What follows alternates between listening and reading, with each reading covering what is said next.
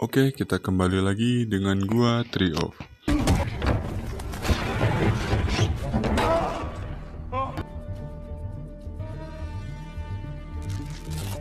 Hari ini saya akan merangkum sebuah film yang berjudul Bastille Day 2016. Dibintangi oleh Idris Elba sebagai agen khusus CIA, handal tapi temperamental. Dan juga seorang pemuda yang berprofesi sebagai pencopet jalanan yang sangat lihai. Karena suatu kejadian, dua orang berbeda latar belakang ini harus bekerja sama untuk mengungkap sebuah konspirasi besar yang melibatkan aparat kepolisian dan juga aksi terorisme di Paris, Prancis. Oke, kalau begitu langsung aja kita eksekusi keseruan alur cerita lengkapnya, guys.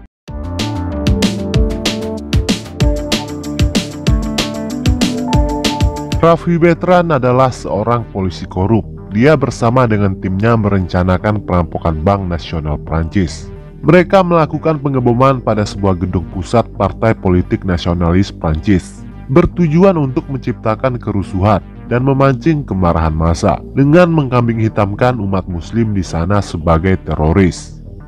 Film diawali di sebuah taman di tengah kerumunan orang banyak. Seorang gadis cantik berjalan tanpa busana. Semua mata lantas tertuju kepadanya.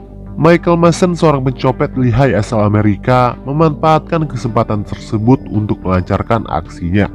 Dan ternyata Michael membayar gadis tersebut untuk mengalihkan perhatian.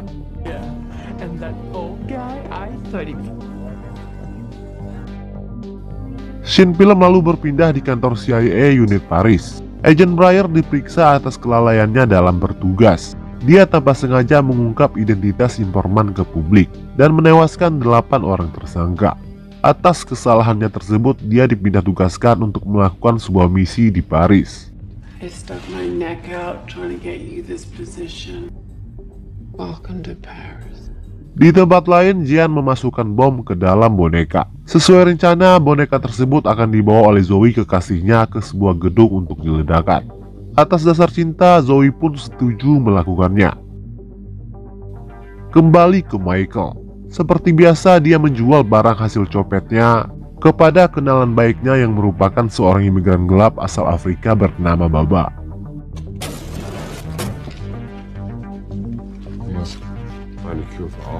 Kembali ke Zoe. Dengan memakai sebuah wig, dia melangkah masuk ke dalam gedung pusat Partai Nasionalis Prancis. Tanpa dia sadari, Raffi dan Jean memantaunya tak jauh dari gedung. Dan secara kebetulan Michael juga ada di kawasan tersebut untuk beraksi seperti biasanya. Zoe lalu masuk ke dalam dan meletakkan tas berisi bom itu. Namun dia menyadari bahwa gedung tersebut masih banyak orang. Dia berubah pikiran lalu mengambil kembali tas tersebut dan bergegas keluar dari gedung. Jean yang berada di bawah ancaman Raffi langsung menelpon dan memaksa Zoe untuk masuk kembali ke dalam. Tapi Zoe bersikeras menolaknya karena tidak tega menewaskan banyak nyawa. Michael melihat Zoe menangis di bawah tangga. Melihat tas yang ada di sampingnya, naluri pencopetnya pun muncul. Dia mendekati Zoe dan mengambil tas tersebut, lalu bergegas membawanya ke tempat sepi. Zoe yang menyadari kalau tasnya telah lenyap menjadi tambah ketakutan setengah mati. Dia tahu kalau sebentar lagi tas tersebut akan meledak. Michael sangat kecewa melihat isi dari tas tersebut yang hanya berisikan sebuah boneka, wig, dan juga handphone. Dia mengambil handphone itu lalu membuang tasnya ke tong sampah. Lalu beberapa detik kemudian,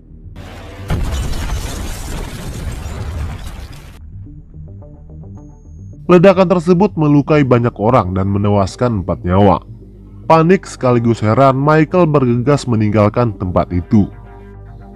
Raffi yang melihat kejadian tersebut lega karena bom tersebut akhirnya meledak, meskipun tidak sesuai dengan rencana awal. Tidak hanya itu, Raffi juga mengirim ancaman kalau peledakan tersebut hanyalah permulaan saja, karena dalam 36 jam akan ada ledakan susulan yang akan melumpuhkan kota.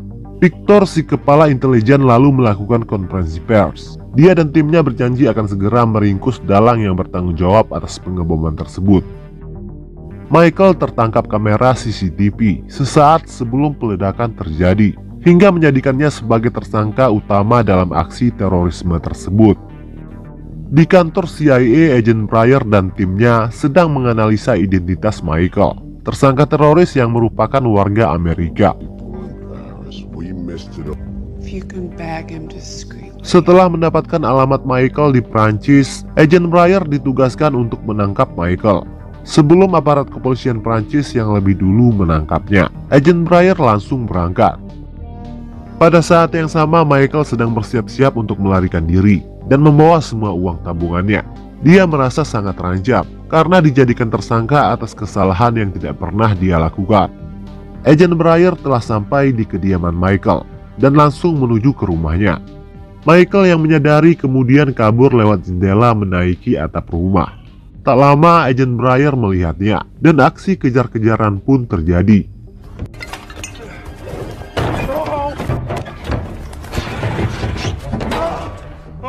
Meski sempat terkecoh dengan aksi penyamaran Michael, namun pada akhirnya Agent Breyer berhasil meringkusnya.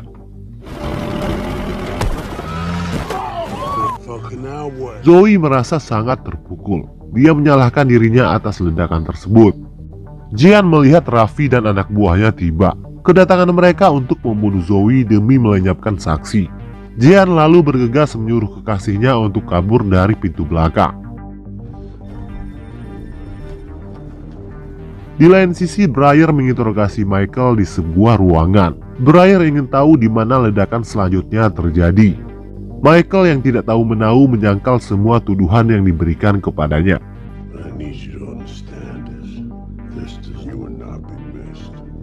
Raffi gagal menemukan Zoe di rumah Jian. Mereka lalu melacak keberadaan Zoe dari handphonenya. Sedangkan handphone Zoe kini ada di tangan Michael. Kembali ke ruang interogasi, Michael mengatakan kalau dirinya hanyalah seorang pencopet. Tas tersebut dia curi dari seorang gadis bernama Zoe. Untuk membuktikan semua ucapan Michael, Breyer menantang Michael untuk menilap uang yang ada di dompetnya. Dan benar saja, Michael melakukannya secepat kilat.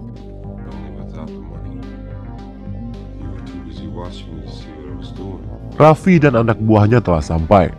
Mereka mencoba masuk dengan menyamar sebagai kurir. Breyer lalu keluar menghampiri mereka, sementara Michael berhasil melepaskan ikatannya dan mencoba untuk keluar.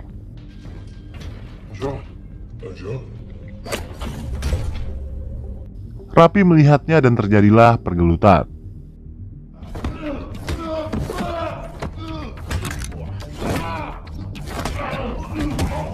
Dan pada akhirnya Michael berhasil melarikan diri. Di lain sisi, orang suruhan Victor menemui Baba dan memintanya untuk membantu mereka dalam menangkap Michael dengan imbalan kewarganegaraan. Kalau menolak, Baba dan keluarganya akan dideportasi dari Prancis. Sementara itu, Victor menemui Karen, bos CIA Agent Breyer. Victor menegaskan agar CIA tidak perlu ikut campur dalam urusan operasi penangkapan Michael. Namun Karen menyangkal keterlibatan timnya.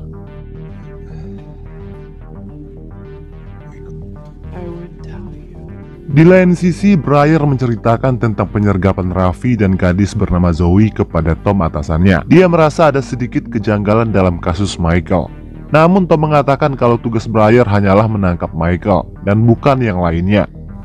Singkat cerita, Raffi dan anak buahnya bersiap-siap untuk melakukan penyergapan di sebuah masjid yang diduga kuat menjadi tempat berkumpulnya para pengganas. Kita semua tahu bahwa isu terorisme sudah diatur sedemikian rupa oleh Raffi. Penyergapan tersebut dikomandoi sendiri oleh Victor.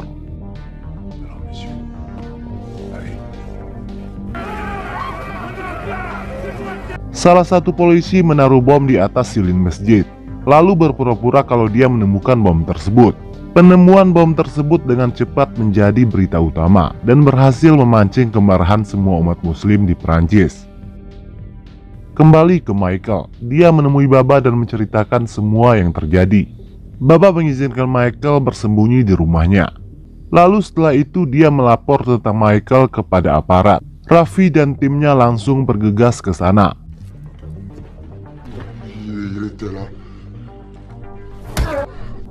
Beruntung Michael dengan cepat menyadari akan hal itu dan bergegas bersembunyi dan berhasil keluar.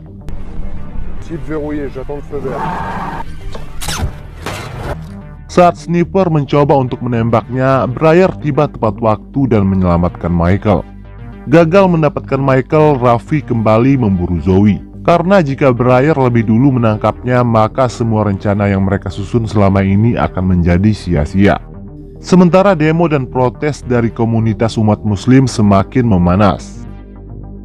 Di lain sisi, Zoe bersembunyi ke tempat Paul, temannya yang merupakan seorang aktivis.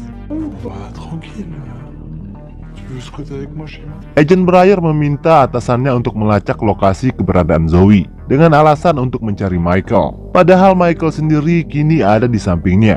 Agent Breyer memilih bertindak sendiri mencari Zoe demi mengungkap kebenaran dari semua pengakuan Michael. Breyer dan Michael sampai ke tempat Paul. Menyadari akan hal itu, Paul bergegas membawa Zoe bersembunyi. Paul membakar mobil Breyer dan bergegas kabur. Breyer membajak sebuah mobil dan bergegas memburu Paul. Mereka melacak keberadaan Paul dari handphone milik temannya.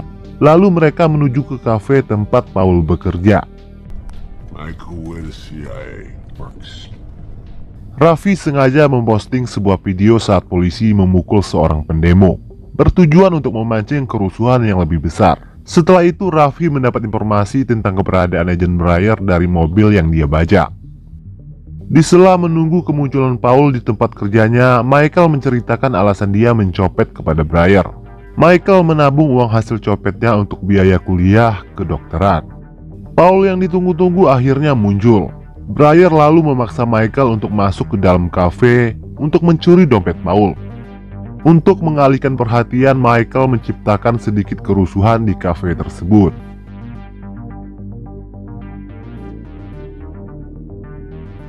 Dan pada akhirnya dia berhasil mencuri dompet Paul dan mendapatkan alamat rumahnya. Mereka langsung bergegas ke sana.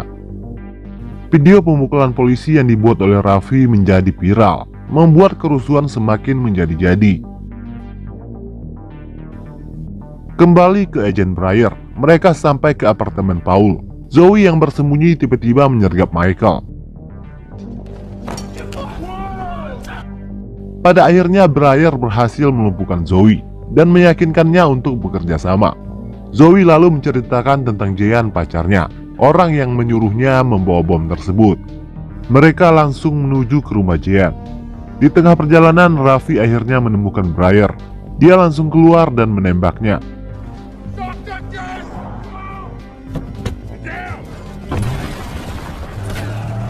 Sekali lagi Breyer dan Michael berhasil kabur dari kejaran Raffi.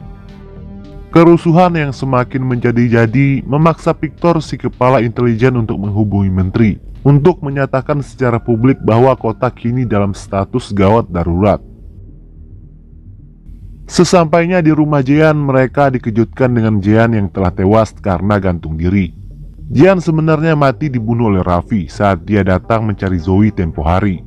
Selanjutnya Breyer menggeledah rumah itu dan menemukan informasi tentang Jean yang ternyata adalah seorang polisi. Lalu Breyer melaporkan tentang hal itu kepada bosnya. Karena desakan dari pemerintahan Prancis, Karen dengan terpaksa menyuruh Breyer menyerahkan kedua saksi kepada aparat kepolisian. Breyer menyetujuinya tapi dengan satu syarat, yaitu perlindungan sepenuhnya terhadap keselamatan para saksi. Keesokan harinya Karen menemui Victor. Dia mengatakan kalau pelaku pengeboman sebenarnya adalah anggota polisi. Karen juga mengatakan kalau Michael dan Zoe kini ada bersama agennya dan bersiap-siap untuk dijemput. Setelah Karen menghubungi Breyer untuk mengetahui kode penjemputan, Victor menembaknya hingga tewas. Dan dari sini kita tahu bahwa dalang dibalik semua kekacauan ini adalah Victor. Dia lalu memerintahkan Raffi untuk membawa Breyer dan kedua saksi ke tempat sepi, lalu membunuh mereka. Polisi tiba untuk menjemput mereka bertiga. Di dalam mobil, Breyer mengenali tato yang ada di pergelangan tangan seorang petugas. Tato yang sama yang dimiliki oleh Jean. Breyer kemudian bertindak dengan cepat melakukan penyerangan.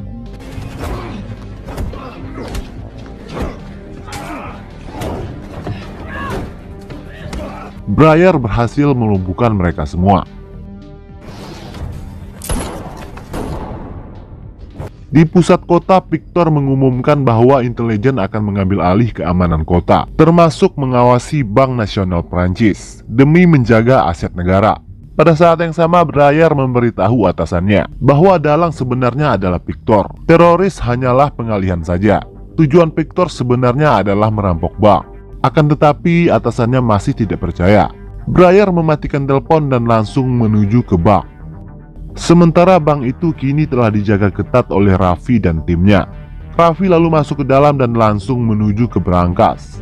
Atas bantuan Victor, dengan mudah dia membuka brankas tersebut. Brankas yang berisi tumpukan emas, namun tujuan mereka adalah uang digital.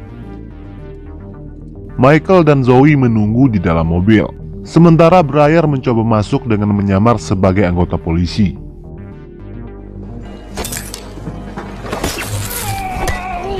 Briar berhasil masuk dan menyerang para petugas yang berjaga di luar.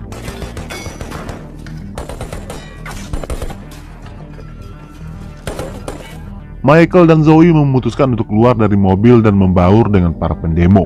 Para pendemo berhasil melumpuhkan para petugas yang berjaga di depan, mendobrak pintu dengan besi dan masuk ke dalam.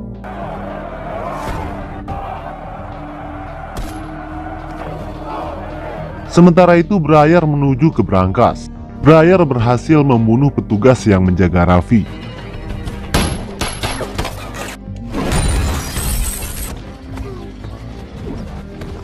Merasa posisinya semakin terancam, Raffi meminta Victor untuk segera mengeluarkannya dari Prancis.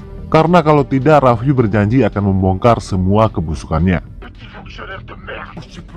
Raffi berhasil mentransfer separuh uang digital tersebut ke dalam flash disk, lalu mengarah keluar dari bank.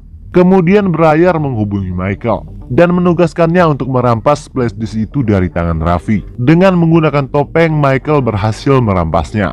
Raffi menyadari bahwa flash disknya hilang. Dia tahu bahwa itu adalah ulah Michael, si pencopet handal. Lalu dia mengancam Zoe dan memaksa Michael menunjukkan diri. Kemudian Michael muncul dan membuka topengnya. Saat Raffi ingin menembak Michael, Briar muncul menyelamatkannya.